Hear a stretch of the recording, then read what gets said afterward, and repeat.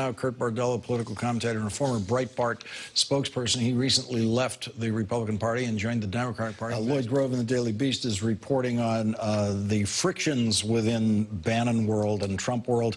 It says, while Bannon reportedly speaks regularly to Trump, Steve constantly goes a bridge too far, and usually the bridge falls apart, says Chris Ruddy, a friend of the president's and chief executive of the conservative-leaning Newsmax cable television and online outlet. I hope the president continues to listen to Steve's advice and then does the opposite. Kurt, it doesn't seem that that Steve Bannon has a lot of allies out there now. Well, one thing we've learned this year is that Steve Bannon doesn't play well with others. He's not meant to serve at the pleasure of anybody, which is why it didn't work for him in the White House. He's not meant to answer to the president or have a boss. He likes to do his own way. It's kind of the my way or the highway, and if you don't like it, he'll try to run you down with a bus. That's just Steve Bannon's style. And I think that we're seeing now the consequences of, if you follow the Bannon model, it's a losing model for Republicans for the president. This guy was the chief strategist, started the year as high as you could possibly be as a quote-unquote political operative, plum possession in the White House, huge influence with the president, on the cover of Time magazine. And look what happened. Look how long it took for this White House to have a quote-unquote accomplishment. It took getting rid of Bannon the better part of the entire first year.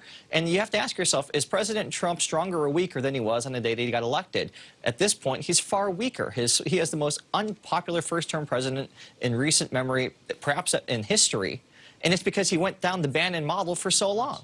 Kurt, can you imagine Steve Bannon turning on Donald Trump, breaking with him, turning against him next year?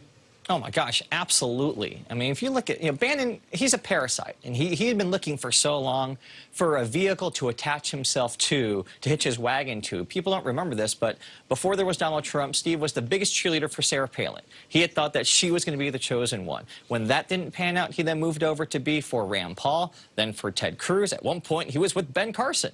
And so what we've seen with Steve over the course of the last few years is when someone's riding high, he's all about them. And the minute that he thinks that it might go south, he disregards them, dumps them, begins attacking them. And if at some point Steve believes that the best interest that he has and the best interest to maintain relevancy and power is to throw Trump overboard, start attacking him, and align himself with somebody else, he won't hesitate to do that. Because Steve there's no ideology. And that's the biggest thing, is Steve is about hatred and spreading divisiveness. It doesn't matter what the ideology is.